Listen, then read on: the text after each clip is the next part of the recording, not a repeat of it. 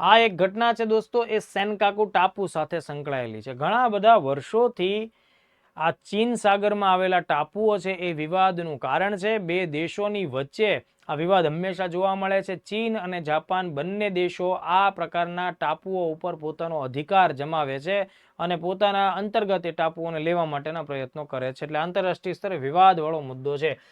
Location ખાસ યાદ રાખજો, ઈસ્ટ ચાઇના સી, પૂર્વ ચીન સાગરમાં સ્થિત છે.